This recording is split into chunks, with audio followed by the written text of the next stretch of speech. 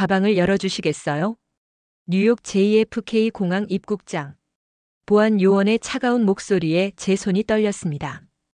14시간 비행 끝에 도착한 이곳에서 예상치 못한 추가 검색이라니.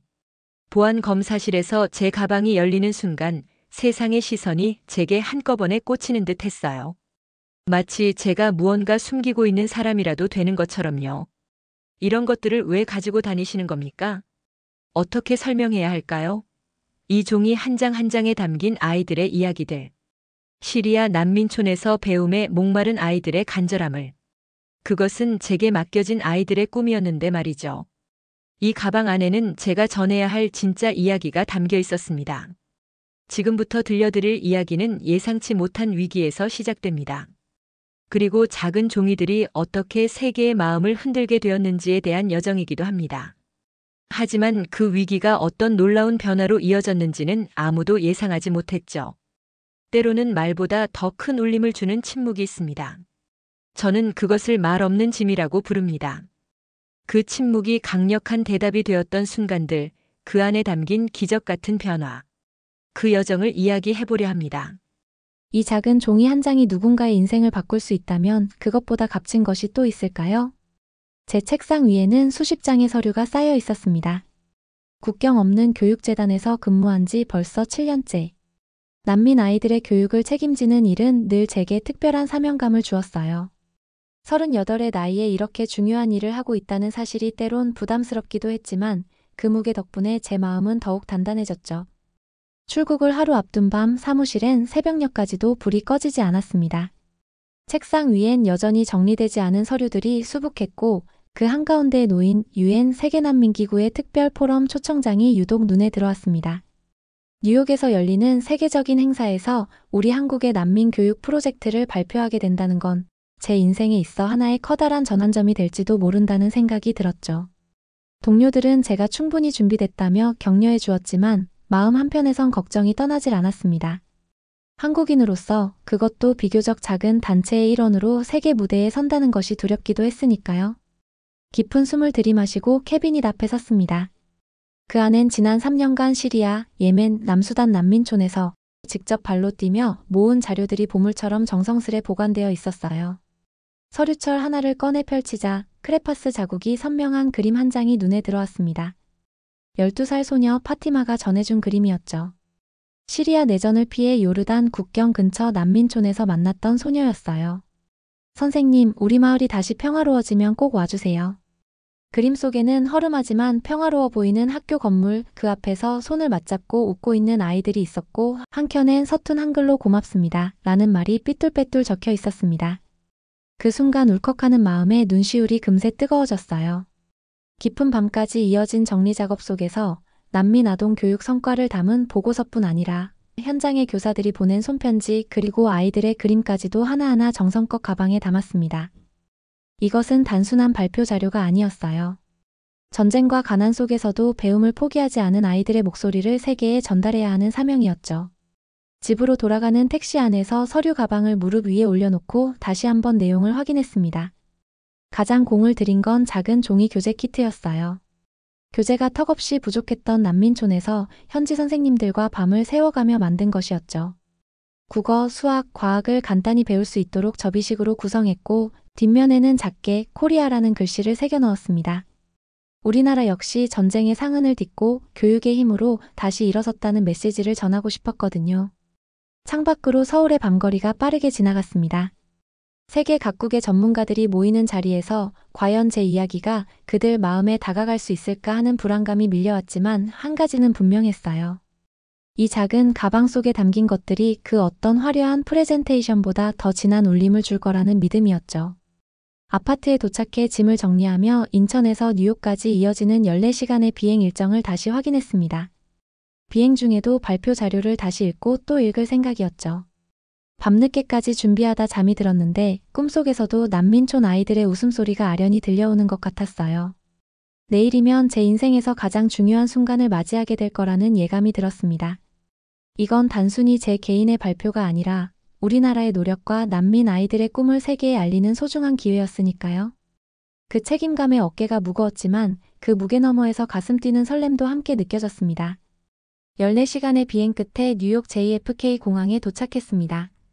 긴 여정으로 몸은 피곤했지만 마음만은 설렜어요. 창문 너머로 보이는 맨해튼의 스카이라인은 이전에도 본 적이 있었지만 이번엔 전혀 다른 느낌으로 다가왔습니다. 그저 여행자가 아닌 한국의 난민 교육 프로젝트를 대표하는 사람으로서 이곳에 첫 발을 디딘 거였으니까요. 입국 심사장은 예상보다 훨씬 붐볐습니다. 줄을 서서 기다리는 동안 서류 가방을 꼭 쥐고 있었어요. 안에는 유엔 초청장과 함께 난민 아이들의 그림, 손편지, 그리고 교육 보고서들이 담겨 있었습니다. 특히 아이들이 그린 그림은 조금이라도 구겨지면 안 된다는 생각에 가방을 더욱 조심스럽게 다뤘죠. 그건 제가 이곳에 온 이유를 가장 또렷하게 보여줄 수 있는 유일한 증거였으니까요. 드디어 제 차례가 왔습니다. 여권과 비자를 내밀며 최대한 자연스럽게 웃으려 했지만 마주한 입국 심사관의 표정은 무거웠어요. 여권을 넘기며 컴퓨터 화면을 계속 들여다보던 그는 방문 목적을 물었습니다. 저는 유엔 세계난민기구 특별 포럼 초청에 대해 설명하며 초청장을 꺼내 보였어요. 심사관은 초청장을 꼼꼼히 살펴보더니 제 가방에 대해 질문했습니다. 발표 자료와 현장에서 모은 교육 관련 자료들이라고 대답했지만 그 순간 심사관의 눈빛이 미묘하게 달라지는 것을 느꼈어요. 키보드를 몇 번 두드리더니 어디론가 전화를 걸었고 짧은 통화 후 저에게 추가 검사가 필요하다며 따라오라고 했습니다. 심장이 빠르게 뛰기 시작했어요. 무슨 문제가 생긴 걸까요? 초청장도 확인했고 비자도 문제 없었는데. 입국 심사대를 벗어나 보안 검색실이라고 적힌 작은 방으로 안내받았습니다. 여성 보안 요원이 짐을 테이블에 올려달라고 했습니다. 가방을 내려놓는 순간 제 안의 불안이 서서히 커져갔어요. 방 안을 둘러보니 몇몇 여행객들이 무표정한 얼굴로 앉아 있었고 모두 자신의 차례를 묵묵히 기다리고 있었죠. 보안 요원은 제 신원을 확인하고 NGO 소속인지 물었습니다. 정윤서 씨 맞죠? NGO 소속이시라고요? 네, 국경 없는 교육재단에서 난민 교육 프로젝트를 담당하고 있습니다. 그러자 그녀는 제 가방을 열어 내용물을 하나씩 꺼내기 시작했습니다. 노트북, 서류 폴더, 그리고 조심스럽게 말아 넣었던 아이들의 그림까지요. 그녀의 손길이 거칠지는 않았지만 그 모습을 지켜보는 제 마음은 조마조마했습니다. NGO 서류가 왜 이렇게 많죠? 이런 종류의 서류는 정부 공문이 아니면 가지고 다니기 힘든데요. 유엔 세계난민기구에서 초청받아 발표를 하러 왔기 때문에 관련 자료들을 직접 가져왔습니다. 모두 실제 현장에서 수집한 귀중한 자료들이에요. 저는 유엔 초청과 관련된 자료의 중요성을 최대한 차분하게 설명했지만 떨리는 손끝은 어쩔 수 없었습니다. 옆자리 여행객의 힐끗거리는 시선이 거슬렸고 귀에는 자꾸만 심장 소리만 크게 울려 퍼졌습니다. 보안 요원은 서류들의 내용을 하나하나 설명해달라고 요청했습니다. 폴더를 펼쳐 숫자와 그래프로 가득한 페이지를 유심히 들여다보던 그녀의 표정은 더욱 의심스러워졌어요. 이건 단순한 보고서가 아닌 것 같은데요. 이 숫자들이 의미하는 바가 뭐죠? 깊게 숨을 들이마시고 최대한 차분하게 설명했지만 마음속 불안은 점점 커져갔어요. 발표는 내일인데 혹시 이곳에서 발이 묶여버리면 어떡하죠? 아이들에게 그들의 이야기를 꼭 전하겠다고 약속했는데 약속을 지키지 못할 것만 같아 마음은 더욱 초조해졌습니다. 보안 요원이 추가 확인을 위해 자리를 비운 사이 탁자 위에 펼쳐진 제 자료들을 바라보았습니다. 파티마와 다른 아이들의 그림, 현장 교사들의 편지들, 그리고 그 모든 것이 순간 너무나도 연약하고 위태로워 보였어요. 이 작은 종이들에 조심스레 담아온 커다란 메시지가 이곳에서 멈춰버릴지도 모른다는 생각에 가슴이 먹먹해졌습니다. 목구멍이 메이는 걸 느끼면서도 끝까지 침착함을 잃지 않으려 애썼어요. 이 모든 상황이 악몽 같았습니다. 하지만 문득 어쩌면 지금 이 순간의 낯선 긴장과 불안은 난민 아이들이 매일같이 겪는 두려움의 아주 작은 조각일지도 모르겠다는 생각이 들었어요. 그 아이들은 이보다 훨씬 더 큰 공포와 불확실함 속에서도 하루하루를 살아가고 있으니까요. 그 생각이 마음을 조금 가라앉혀 주더군요. 무슨 일이 있어도 이 작은 시련쯤은 견뎌내야 했습니다. 아이들의 목소리를 전하기 위해서라면 말이죠. 보안 요원이 다시 방으로 들어왔을 때 이번엔 다른 남자 직원도 함께였습니다. 검은색 제복을 입은 그는 단번에 더 권위적인 분위기를 풍겼어요. 아마도 상급자인 듯했죠. 정윤서 씨 가져오신 모든 서류를 검사해야 합니다. 협조해 주시겠어요? 저는 조용히 고개를 끄덕였습니다. 다른 선택지가 없었으니까요. 그들은 제 노트북을 열어 파일들을 하나씩 확인하기 시작했습니다. 화면에는 지난 3년간의 프로젝트 사진들이 담겨 있었어요. 시리아 국경 근처에 세워진 임시교실, 남수단 난민촌의 텐트 학교, 그리고 그 안에서 공부하던 아이들의 모습이 한 장 한 장 차례로 스쳐갔습니다. 남자 요원이 사진 속 아이들에 대해 물었을 때 가슴 속에서 무언가 뜨겁고 벅찬 감정이 밀려 올라왔어요. 그들은 제가 직접 가르쳤던 아이들이었고 전쟁과 가난으로 배움의 터전을 잃은 아이들이었으니까요. 저는 그 이야기를 천천히 풀어내듯 설명했습니다. 잠시 요원의 표정이 흐트러지는 듯 했지만 곧 다시 원래의 무표정으로 돌아갔습니다. 이어서 그는 이것이 한국 정부의 공식 지원 프로젝트인지 물었습니다. 비정부기구 소속이며 일부 프로젝트는 정부 보조를 받기도 하지만 대부분은 민간의 후원으로 운영된다고 설명했어요. 그러자 그는 옆 동료를 향해 의미심장한 눈빛을 보내더니 둘은 낮은 목소리로 무언가를 주고받았지만 그 속삭임은 알아들을 수 없었습니다. 제 심장은 여전히 빠르게 뛰고 있었습니다. 그들의 시선은 다시 제 가방으로 향했어요. 이번에는 조심스럽게 말아넣은 커다란 종이 뭉치를 꺼내 펼치자 아이들이 그린 그림들이 모습을 드러냈습니다. 화려한 색깔의 크레파스로 그린 학교, 선생님, 친구들의 모습. 그림 밑에는 아이들의 이름과 나이가 선명하게 적혀 있었죠. 이건 아이들이 그린 건가요? 그의 목소리에는 약간의 호기심이 섞여 있었습니다. 네, 시리아 난민촌에서 제가 가르쳤던 아이들입니다. 그들이 꿈꾸는 학교와 미래를 그렸어요. 목소리가 살짝 떨렸습니다. 그림 하나하나에는 아이들의 간절한 소망이 오롯이 담겨 있었으니까요. 커다란 학교 건물을 그린 아이, 책이 가득한 교실을 그린 아이, 친구들과 함께 공부하는 모습을 그린 아이. 그 모든 그림이 낯선 손에 들려있는 모습을 바라보며 묘한 감정이 일었습니다. 마치 아이들의 꿈이 지금 이 자리에서 시험대에 오른 것만 같았어요. 이걸 미국에서 보여주기 위해 오신 건가요? 그 질문에 저는 고개를 끄덕이며 대답했습니다. 네. UN 세계난민 포럼에서 저희 프로젝트의 성과를 발표하려고요. 숫자와 통계만으로는 전달할 수 없는 것들이 이 그림 속에 있다고 생각하거든요.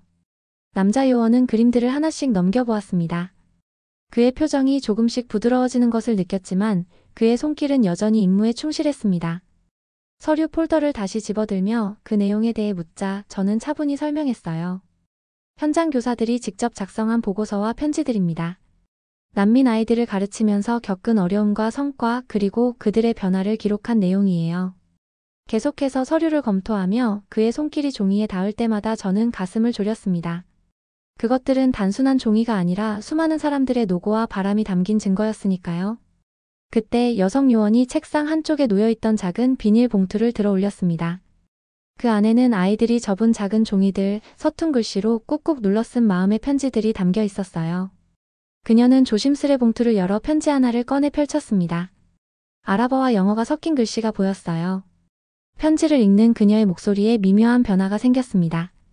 선생님, 제가 다시 학교에 갈 수 있게 해줘서 고마워요. 미국 사람들 앞에서도 꼭 이 말을 전해주세요.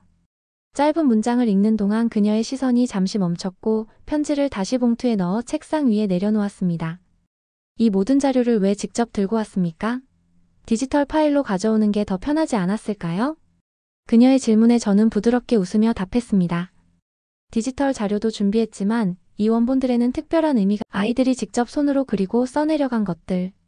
그 진심만큼은 어떤 화면에도 담을 수 없다고 생각했어요. 제 설명을 듣고 나서 두 요원은 다시 조용히 눈빛을 주고받았습니다. 그들의 표정에는 어렴풋이 바뀐 분위기가 감돌았지만 여전히 그들의 얼굴에는 의심의 그늘이 남아있었어요. 짧지만 긴 침묵이 흘렀습니다. 그 순간 저는 국경을 넘을 때마다 느껴온 묘한 긴장과 불안을 다시금 떠올렸어요. 하지만 이번에는 그 감정이 조금 다르게 다가왔습니다. 가방 속에서 아이들의 이야기들이 제 마음을 붙잡아주고 있었으니까요. 검사대 위에 펼쳐진 아이들의 그림과 편지들이 마치 제게 말을 걸어오는 듯 했습니다. 두려워하지 마세요, 선생님. 우리의 이야기를 꼭 전해주세요. 그 순간 마음 깊은 곳에서 묘한 평온함이 찾아왔어요. 무슨 일이 있어도 이 목소리들은 반드시 세상에 들려져야 한다는 확신이 들었습니다. 그게 바로 제가 이 먼 길을 건너온 이유였으니까요. 검사는 끝날 기미가 보이지 않았습니다. 시계를 보니 이미 1시간이 훌쩍 지나 있었어요. 두 요원은 서류를 꼼꼼히 살피며 가끔씩 낮은 목소리로 대화를 나눴습니다. 저는 의자에 앉아 그들이 제 자료를 하나씩 확인하는 모습을 지켜볼 수밖에 없었어요. 장시간 비행의 피로가 온몸에 몰려왔지만 그보다 더 깊고 짙게 다가온 건 불안감이었습니다. 여성 요원이 편지 봉투를 다시 집어들었습니다. 이번에는 12살 소년 마흐무드의 편지였어요. 요르단 자탈이 난민촌에서 만났던 아이였죠. 부모님을 잃고 먼 친척과 함께 어렵게 살아가던 아이.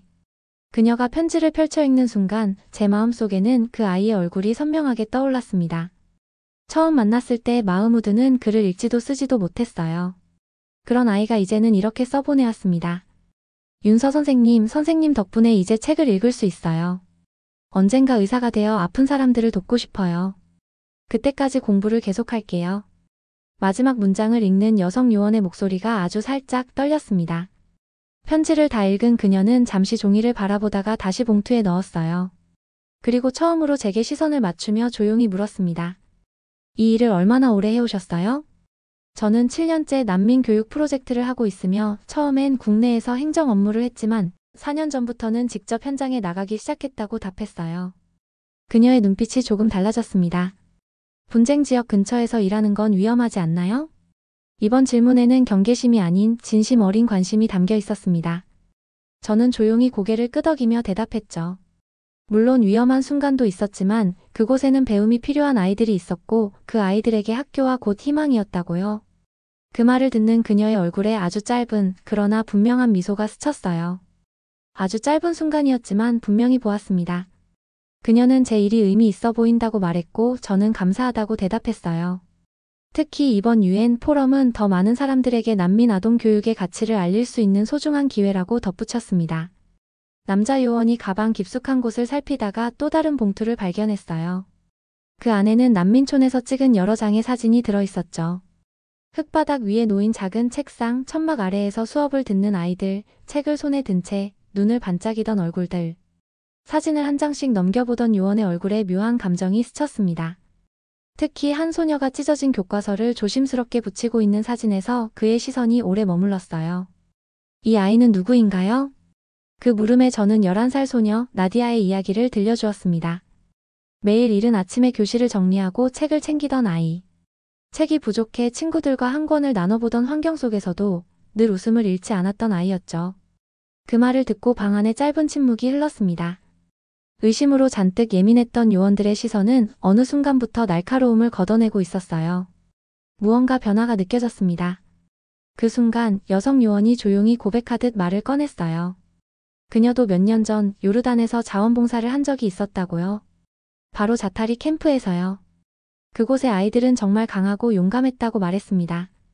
그 말을 듣고 저는 순간 놀랐습니다. 생각지 못한 곳에서 공통점을 마주한 기분이었어요. 우리 눈이 마주쳤을 때 그녀의 눈빛엔 이제 경계 대신 공감이 담겨 있었습니다. 자타리 캠프의 현지 교사인 마리암 선생님을 아는지 물었지만 그녀는 자신이 있던 시기와는 조금 달랐던 것 같다고 했어요. 그렇지만 자타리 캠프의 상황을 잘 안다며 그 환경이 얼마나 험한지 공감해 주었습니다. 그녀가 남자 요원에게 눈짓을 보내자 그는 고개를 끄덕이더니 자리에서 일어났어요. 잠시 기다려달라는 말을 남기고 방을 나섰습니다. 그 사이 여성 요원은 계속해서 제 자료를 정리했지만 이번에는 조금 달랐습니다. 서류를 다루는 손길이 더 조심스러웠고 마치 소중한 무언가를 다루듯한 느낌이었어요. 이 교육 키트는 직접 만드신 건가요? 그녀가 제 가방 바닥에서 발견한 작은 종이 교재 키트를 가리켰습니다. 저는 고개를 끄덕이며 그건 난민촌 아이들을 위해 특별히 제작한 것이라고 설명했습니다. 자원이 부족한 현장에서도 기본적인 학습이 가능하도록 접이식으로 설계한 특별한 교재라고요. 정말 창의적이네요. 이런 생각은 어떻게 떠올린 거죠? 그 질문에 마음이 조금 편안해졌습니다. 그녀의 관심이 진심으로 느껴졌거든요. 저는 한국전쟁 이후 우리나라가 교육을 통해 일어섰던 이야기를 들려주었습니다. 그 경험을 바탕으로 현지 아이들에게도 같은 기회를 주고 싶다는 마음으로 이 프로젝트를 시작했다고요. 저희 할아버지도 전쟁 중에 야학에서 공부하셨다고 들었어요. 지금 이 일을 보며 그 이야기가 더 가까이 느껴지네요. 그렇게 이야기를 나누는 동안 방 안의 공기가 차츰 변해가는 걸 느꼈습니다. 더 이상 의심과 긴장감이 가득한 공간이 아니었어요. 아이들의 그림과 편지들이 이 딱딱하고 낯선 신문실에서 우리 사이에 다리를 놓아주고 있었죠. 잠시 후 다시 방으로 들어온 남자 요원의 표정도 한결 부드러워져 있었습니다. 그는 UN 사무국에 연락해서 제 신분과 방문 목적이 모두 확인되었다고 했습니다. 그리고 조심스럽게 제 자료들을 다시 가방에 담아주기 시작했어요. 미안합니다, 정윤서 씨. 절차상 필요한 과정이었습니다. 그 말에 비로소 긴장이 풀리는 걸 느꼈습니다. 몇 시간 동안 쌓여있던 불안이 한순간에 사그라지는 듯 했어요. 저는 조용히 깊은 숨을 내쉬며 감사하다고 말했습니다. 여성 요원은 제 어깨를 살짝 토닥이며 따뜻한 미소를 지었습니다. 곧 안내자가 올 거예요. 유엔 본부로 바로 가실 수 있게 도와드릴 겁니다. 그녀의 말에 저도 모르게 고개가 숙여졌어요. 아직도 긴장이 완전히 풀리진 않았지만 그녀의 마지막 한마디에 울컥했습니다. 그것은 단순한 친절이 아니었어요. 제가 하는 일에 대한 깊은 인정처럼 느껴졌거든요. 가방을 다시 어깨에 매자 묵직한 무게가 느껴졌습니다. 하지만 그것은 피로의 무게가 아닌 책임과 사명감의 무게였어요. 그리고 이제 그 무게를 조금은 존중받으며 나아갈 수 있게 되었다는 안도감이 밀려왔습니다. 방을 나서기 전 여성 요원이 작은 목소리로 말했습니다. 내일 포럼에서 좋은 결과 있기를 바랍니다. 아이들의 이야기 꼭 잘 전해주세요. 그 순간 제 눈에 눈물이 차올랐습니다. 어쩌면 이 작은 에피소드도 내일 발표에서 이야기할 수 있는 소중한 한 장면이 되겠지요. 국경을 넘어온 가방 속에 담긴 마음이 결국 모두의 마음을 열 수 있다는 걸 보여주는 순간이었으니까요. 공항을 빠져나와 유엔 본부로 향하는 차 안에서 깊은 숨을 내쉬었어요. 창밖으로 펼쳐지는 뉴욕의 풍경이 마치 꿈처럼 느껴졌죠. 불과 몇 시간 전 입국장에서의 긴장감이 여전히 몸에 남아 있었지만 그 틈새로 미약한 안도감이 스며들기 시작했습니다. 유엔에서 보내준 안내자는 친절하게 일정을 설명해 주었어요. 내일 오전 10시 세계난민 포럼의 주요 세션에서 20분간 발표할 기회가 주어진다고 했습니다. 전 세계 70여 개국의 대표단과 NGO 관계자들이 참석하는 자리라니 생각만 해도 가슴이 뛰었어요. 숙소에 도착해 짐을 풀고 발표 자료를 다시 한번 점검했습니다. 프레젠테이션 슬라이드는 매끄럽게 완성되어 있었지만 어딘가 허전하다는 느낌이 들었어요. 형식적인 발표만으로는 어쩌면 그들의 마음을 움직일 수 없을지도 모른다는 생각이 들었습니다. 가방에서 아이들의 그림과 편지를 꺼내 침대 위에 하나씩 펼쳐보았어요. 파티마의 그린 밝은 색의 학교, 마흐무드의 꿈을 담은 편지, 나디아가 조심스럽게 붙인 찢어진 교과서 사진. 그 중에서도 제 눈길을 오래 붙잡은 건 작은 종이 교재 키트였습니다. 이 키트는 특별한 의미를 지니고 있었습니다. 2년 전 시리아 접경 지역의 한 난민촌에서 현지 선생님들과 함께 만든 것이었어요. 교재가 턱없이 부족한 현실에서 아이들이 제대로 공부할 수 없는 상황을 보고 떠올린 아이디어였죠. 손쉽게 학습할 수 있도록 간단한 접이식 종이로 만들었지만 펼치면 기본적인 읽기, 쓰기, 수학을 배울 수 있는 교구가 되었어요. 키트를 펼쳐보니 아이들의 손 모양을 본뜬 도안이 보였습니다. 손가락마다 숫자가 적혀 있어 기본 산수를 가르칠 수 있었고 뒷면에는 아랍어, 영어, 한국어로 된 단어들이 적혀 있었어요. 한쪽 구석에는 작게 코리아라는 글씨가 새겨져 있었죠. 이건 단순한 학습 도구가 아니라 한국이라는 나라가 가진 마음과 정신을 담은 상징이었습니다. 그 순간 마음속에 결심이 섰어요. 내일 발표에서는 화려한 슬라이드보다 이 작은 교재 키트와 아이들의 그림, 편지를 직접 보여주자고요. 숫자와 통계 뒤에 숨어버린 진짜 이야기를 아이들의 목소리로 전하고 싶었습니다. 침대에 앉아 발표 내용을 다시 구상했어요. 자연스럽게 머릿속에는 오늘 입국장에서 겪은 일이 떠올랐습니다.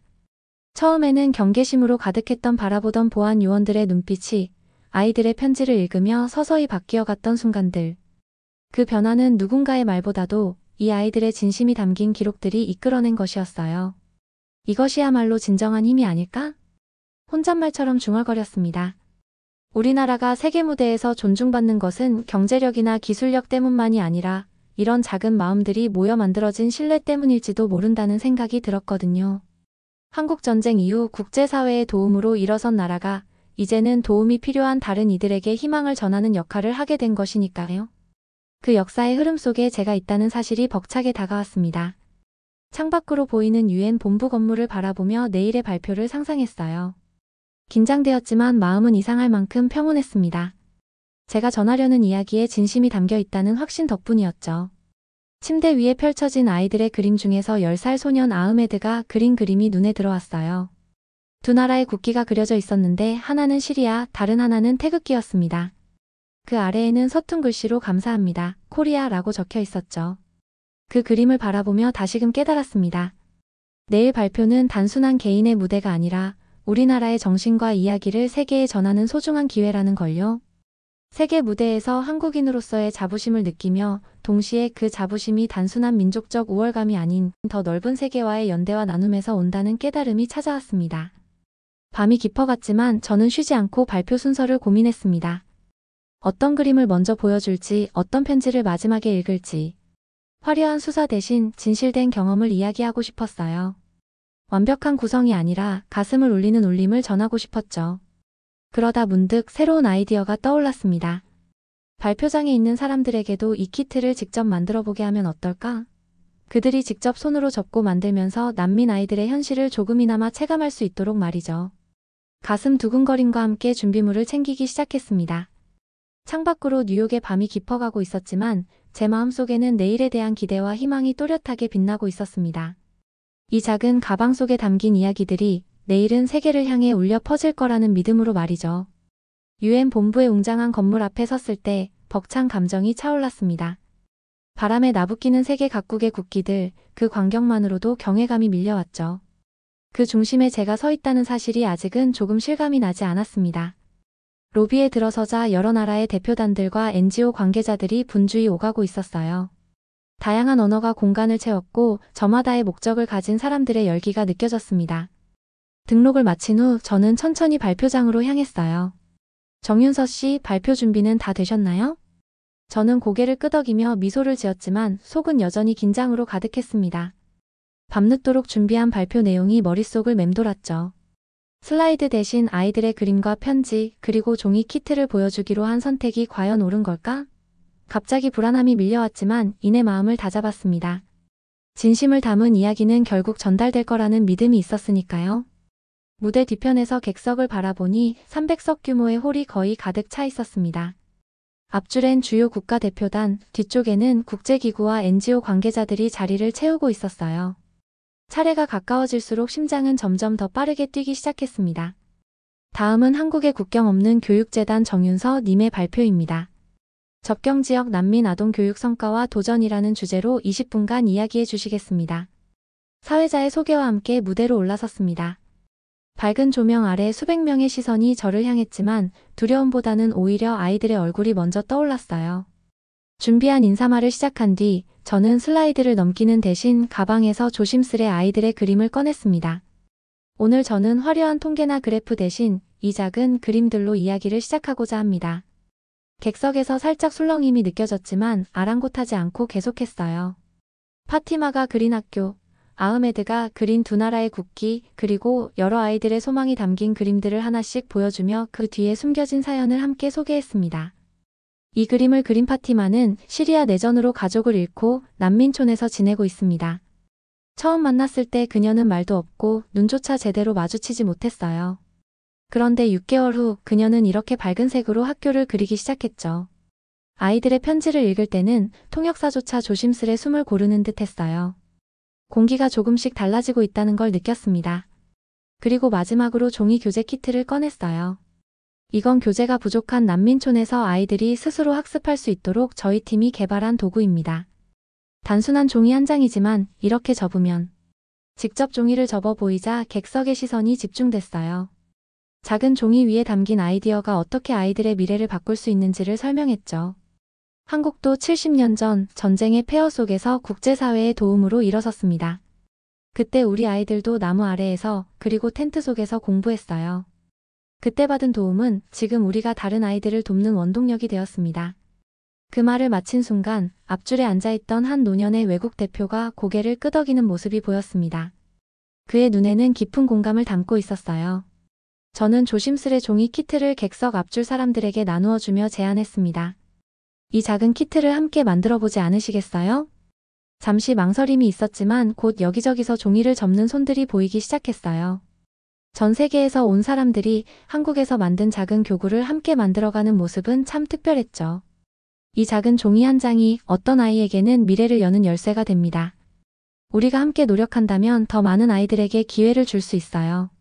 발표가 끝나갈 무렵 객석의 분위기는 처음과 완전히 달라져 있었습니다.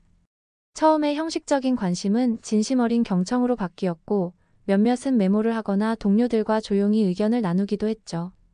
질의응답 시간에는 생각보다 많은 손이 올라왔어요.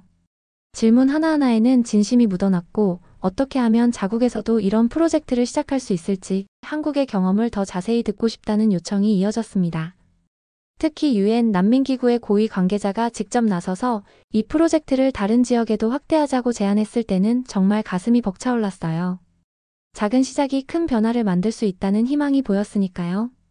무대를 내려오자 많은 이들이 다가와 명함을 건넸고 심지어 어떤 이들은 난민촌을 직접 방문하고 싶다며 일정과 후원 방법을 물어보기도 했습니다.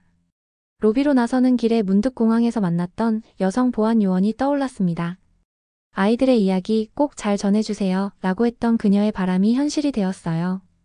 오늘 이 작은 종이들에 담긴 이야기들이 이곳의 공기를 완전히 바꾸어 놓았으니까요. 발표가 끝난 후 UN 본부 카페테리아에서 잠시 숨을 고르며 창밖으로 펼쳐진 이스트 리버를 바라보았습니다. 아침 내내 가슴을 짓눌렀던 긴장이 조금씩 풀리며 성취감이 서서히 마음을 채웠죠. 잠시 뒤 행사 담당자가 다가와 회의실로 안내했습니다. UN 난민기구 고위 관계자들이 별도의 대화를 요청했다는 소식이었어요. 회의실에 들어서자 5명의 인사들이 일어나 따뜻하게 저를 맞아주었습니다. 정말 인상적인 발표였습니다. 정윤서 씨. 부국장의 말에 다른 이들도 고개를 끄덕이며 제 프로젝트의 가치를 인정해 주었죠. 그들은 이 교재 키트가 단순한 아이디어가 아닌 아프리카와 중동 지역 난민촌의 실질적인 변화를 가져올 도구라며 함께 협력하자고 제안했습니다. 제 가슴이 뜨거워졌습니다. 작은 발표가 이렇게 큰 가능성으로 이어질 줄은 몰랐으니까요. 회의가 끝나갈 무렵 한 관계자가 테이블 위에 놓인 서류 봉투를 가리켰습니다. 이것은 귀하의 자료에 대한 UN 사무국의 공식 확인서입니다. 어제 공항에서 약간의 문제가 있었다고 들었는데 이제 더 이상 그런 일은 없을 겁니다. 그 말에 놀라움과 감사함이 동시에 밀려왔어요. 누군가 제 상황을 알고 미리 배려해준 것이었습니다. 로비로 나오자 뜻밖에도 어제 공항에서 만났던 여성 보안 요원이 서 있었어요. 그녀가 어떻게 여기에 있는지, 어떻게 제 발표 소식을 알았는지 의아했지만 그보다 더 강한 감정은 반가움이었습니다. 그녀와의 재회가 이 여정의 완성처럼 느껴졌죠. 공항에서 있었던 일 사과드리고 싶었어요. 그녀의 말을 가로막으며 고개를 저었습니다. 오히려 어제의 경험으로 난민들이 국경을 넘을 때마다 느끼는 불안과 두려움을 조금이나마 이해하게 되었다고 말해주었어요. 평소 UN 자원봉사 프로그램에서 일한다는 그녀는 작은 카드를 건넸습니다. 앞으로 함께 일할 기회가 있기를 바랍니다. 마지막 인사와 함께 악수를 청하는 그녀의 손은 참 따스했습니다. 세상은 생각보다 좁고 우리는 모두 각자의 방식으로 같은 목표를 향해 나아가고 있었던 거예요. 뉴욕까지 함께 온 제 가방 속 서류들이 누군가에게는 하찮은 종이 조각에 불과하겠지만 제게는 존중과 희망의 무게를 담고 있었습니다. 아마도 그 무게는 제 삶의 가장 자랑스러운 책임으로 남겠지요. 한국으로 돌아온 지 한 달 후 많은 변화가 찾아왔습니다. UN 발표 영상이 공개되면서 국내외 언론에 관심이 쏟아졌고 다양한 기관에서 협력 제안이 이어졌죠. 하지만 제 마음속 가장 큰 과제는 난민촌 아이들에게 이 소식을 전하는 일이었어요. 그래서 요르단 자타리 난민촌 아이들과의 특별한 화상통화를 요청했습니다. 스크린 너머로 반가운 얼굴들이 하나둘 나타나자 저도 모르게 눈시울이 뜨거워졌습니다. 그 중에서도 파티마, 마흐무드, 나디아를 비롯해 뉴욕에 가져갔던 그림과 편지의 주인공들의 밝은 미소를 보니 가슴이 벅차오르더군요. 저는 천천히 이야기를 전했습니다. 뉴욕에서 어떤 반응이 있었는지, 그리고 그들의 마음이 얼마나 많은 사람들에게 감동을 주었는지. 무엇보다 그 덕분에 앞으로 더 많은 난민촌에서 교육 프로그램이 확대될 예정이라는 기쁜 소식을요. 여러분의 그림과 편지가 큰 변화를 만들었어요. 정말 자랑스럽습니다. 그 말을 통역사가 전하자 아이들의 얼굴에 기쁨이 번졌어요.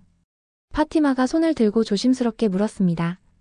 선생님이 저희 이야기를 전해주셔서 고마워요. 언젠가 저도 선생님처럼 다른 아이들을 도울 수 있을까요?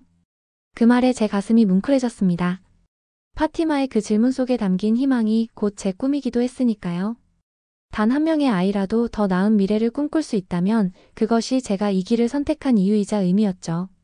사무실로 돌아오니 동료들이 작은 축하 파티를 준비해 놓았더군요. 케이크 위에는 작은 나라도 큰 목소리를 낼 수 있다 라는 문구가 적혀 있었어요. 함께 고민하고 달려온 팀원들의 마음이 그대로 느껴지는 순간이었죠. 팀장님은 반가운 소식을 전했습니다. 유엔에서 우리 재단의 교육 프로그램을 아프리카, 중동, 남아시아 지역까지 확대하자는 공식 제안서가 도착했다는 소식이었죠. 제 발표가 단지 박수로 끝나지 않았다는 걸 증명하는 순간이었습니다. 뉴욕까지 날아가 전한 이야기가 누군가의 마음을 움직이면서 정말로 변화를 만들어내고 있었어요. 이건 정말 큰 기회예요. 윤서 씨의 발표가 많은 사람들의 마음을 움직인 것 같아요. 집에 들어서자 서재벽에 붙여둔 난민촌 아이들의 사진이 눈에 들어왔습니다. 메모지에 다음 프로젝트 아이디어를 적으며 생각했어요. 어쩌면 우리나라가 세계에 줄 수 있는 가장 큰 선물은 화려한 기술이나 경제력이 아닐지도 모른다고요.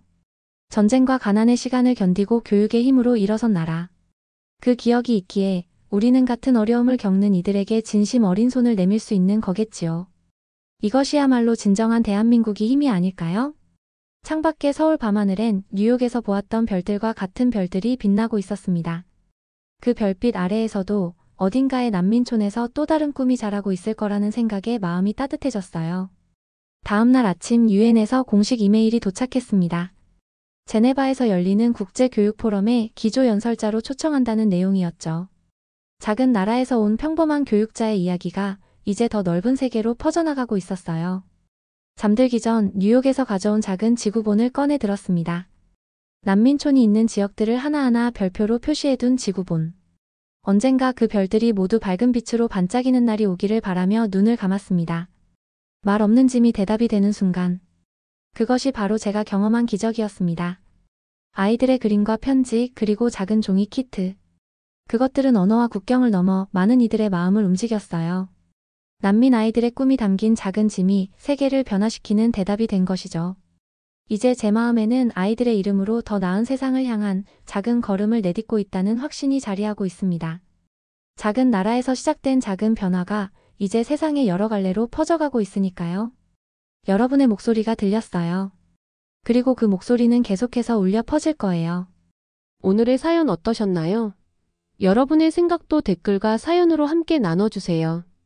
저는 여러분이 눌러주시는 좋아요에 힘을 얻어 더 흥미롭고 좋은 영상으로 돌아오겠습니다. 오늘도 이야기 들어주셔서 감사합니다. 행복한 하루 되세요.